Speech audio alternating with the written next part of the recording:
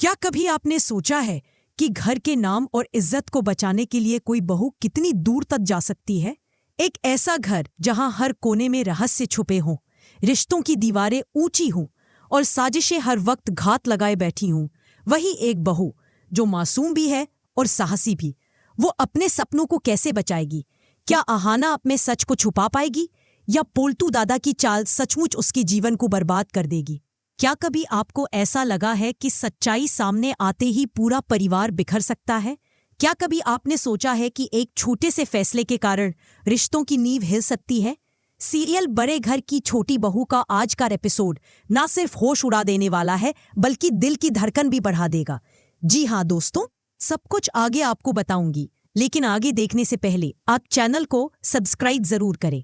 क्या आपको लगता है कि अब इस परिवार में सब कुछ ठीक हो जाएगा या आने वाला तूफान सब कुछ बदल देगा? अपने विचार हमें जरूर कमेंट में बताएं। क्या कभी आपको ऐसा महसूस हुआ है कि एक सच, सिर्फ एक छोटा सा सच, पूरे परिवार की नींव हिला सकता है? क्या आपने कभी सोचा है कि जब रिश्तों पर ताले लग जाते हैं और हर कोई अपनी अपनी चाल चलता है तो उस घर की खुशियों का क्या होता है? दोस्तों, आज हम बात करने जा रहे हैं बड़े घर की छोटी बहू के उस धमाकेदार एपिसोड की। बड़े घर के आंगन में हलचल मची हुई थी। बड़ी बड़ी झालरों से पूरा आंगन सजा था। भगवान कृष्ण की झांकी फूलों और रोशनी से जगमगा रही थी। ढोलक की थाप, औरतों के गीत, बच्चों की खिलखिलाहट, मानो पूरा गांव इस घर की भव्यता देख रहा हो। लेकिन इस भीड़ और शोर के बीच दुर्गा देवी की नजर बार बार सजावट और खाने की ओर जा रही थी। उनके माथे पर चिंता की लकीरें थी। वो सोच रही थी, इतना सब इंतजाम इतने कम पैसों में कैसे हो गया? बाकी रुपए कहाँ से आए? उधर अहाना और बाकी बहुएं भोग प्रसाद बांट रही थी। चेहरे पर थकान थी लेकिन मुस्कान भी थी। अहाना ने महसूस किया कि बड़ी बुआ और छोटी चाची उसे घूर रही है। उनकी आंखों में जलन और सवाल दोनों थे। एक कोने में बड़ी बुआ और छोटी चाची धीरे धीरे फुसफुसा रही थी। बड़ी बुआ बोली, ये सब तो हमारी चाल थी, लेकिन ये लड़की हमारे प्लान को कैसे मात दे गई?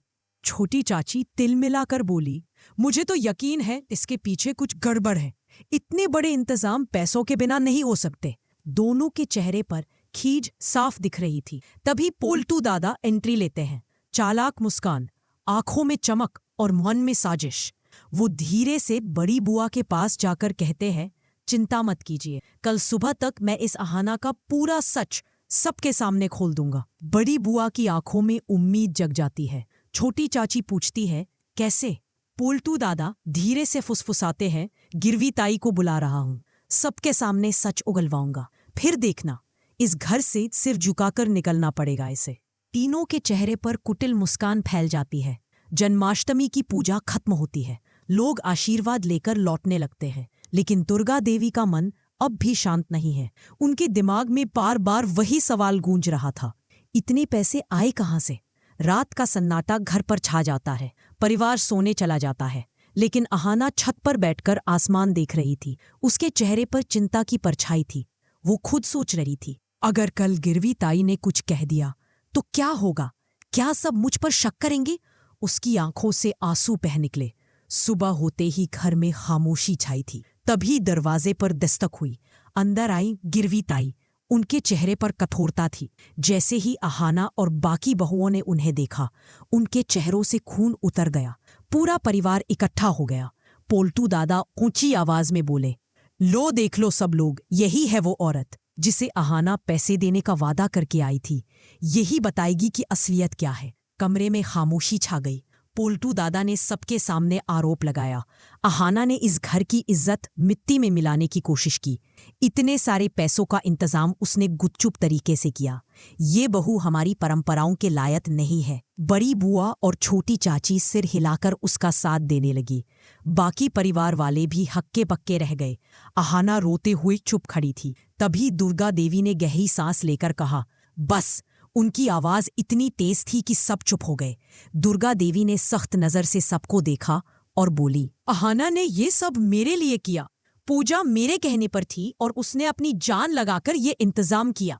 जो बहू अपने घर के लिए इतनी मेहनत कर सकती है, वो इस घर की इज्जत कभी खराब नहीं कर सकती। पोल्टू दादा कुछ कहना चाहते थे, मगर दुर्गा देवी की आंखों की आग देखकर चुप रह गए।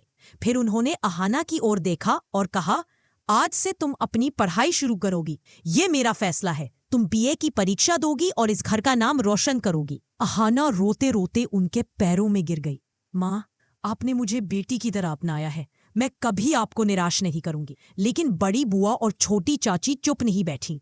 वो ताना मारते हुए बोली, देखा, यही वजह थी कि इतनी बड़ी पूजा रखवाई गई थी, ताकि दुर्गा देवी का दिल जीत सके। ये सब सोची समझी चाल थी।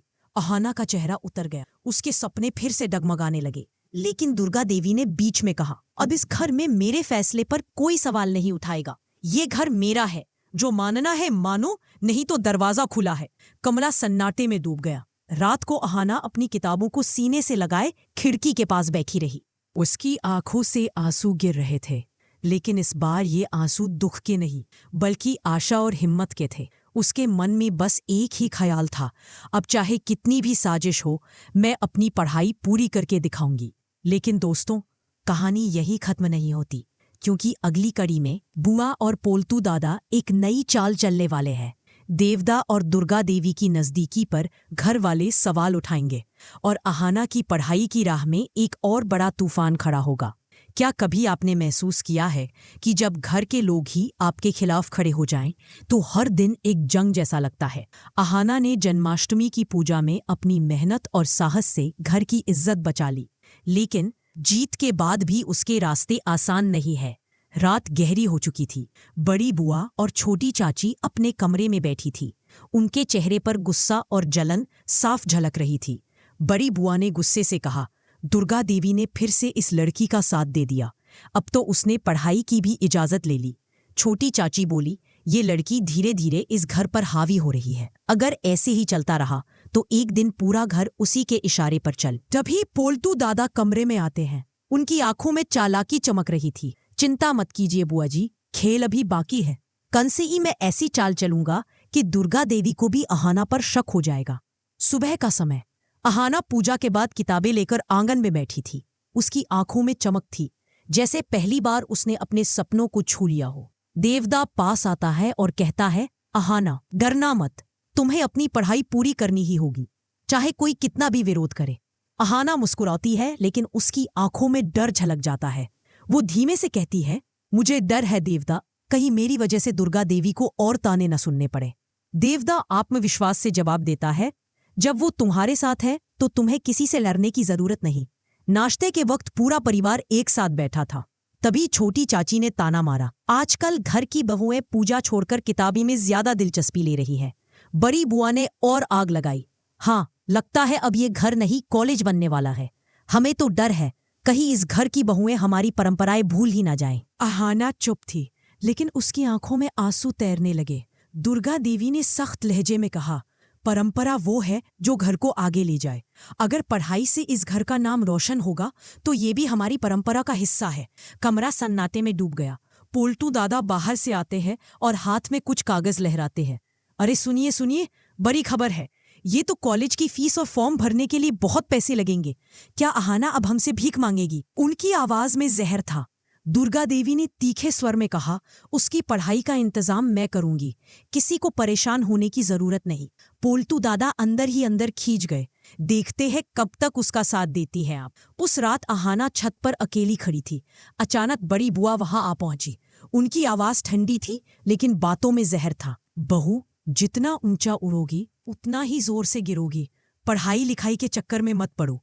इस घर की औरतों का असली काम पूजा पाठ और रसोई है। अहाना की आंखें भर आई, लेकिन उसने धीमी आवाज में कहा, बुआ जी, अगर मुझे पढ़ने से रोका गया तो मैं खुद को कभी माफ नहीं कर पाऊंगी। ये सिर्फ मेरा सपना नहीं, दुर्गा देवी का विश्वास भी है। बड़ी बुआ गुस्से से चली गई। अगली सुबह देवदा अहाना को कॉलेज ले जाने के लिए तैयार खड़ा था। अहाना ने किताबें हाथ में ली और दहलीज पर खड़ी होकर दुर्गा देवी के पैर छुए। दुर्गा देवी ने आशीर्वाद दिया, जा बेटी, इस घर का नाम रोशन कर। लेकिन पीछे से बुआ और पोल्टू दादा फुसफुसा रहे थे, ये तो बस शुरुआत है, देखते हैं ये पढ़ाई कब तक चलती है। एपिसोड का अंत एक सस्पेंस के साथ होता है। जैसे ही अहाना कॉलेज के गेट पर पहुंचती है, वहां पहले से कोई उसका इंतजार कर रहा था। एक रहस्यमयी चेहरा जो उसकी जिंदगी में एक नई मुश्किल लेकर आने वाला था। कौन है वो शख्स? क्या वो अहाना की मदद करेगा या उसके खिलाफ नया षड्यंत्र रचेगा? और हाँ, ऐसे ही धमाकेदार टेलीविजन अपडेट्स के लिए हमारे चैनल को सब्सक्राइब करना मत भूलिए। और हाँ, ऐसे ही धमाकेदार टेलीविजन अपडेट्स के लिए हमारे चैनल को सब्सक्राइब करना मत भूलिए। मैंने कहा था ना, खेल अभी बाकी है। तो दोस्तों, ये था बड़े घर की छोटी बहू का वो शानदार अपडेट जो सच्चाई, प्यार और ड्रामे का परफेक्ट मिक्स है। आपको अर्जुन और अहाना की जोड़ी कैसी लगी? क्या आपको लगता है कि अब इस परिवार में सब कुछ ठीक हो जाएगा? कमेंट में अपनी राय जरूर शेयर करें। और हाँ, ऐसे ही धमाकेदार टेलीविजन अपडेट्स के लिए हमारे चैनल को सब्सक्राइब करना ना भूलें।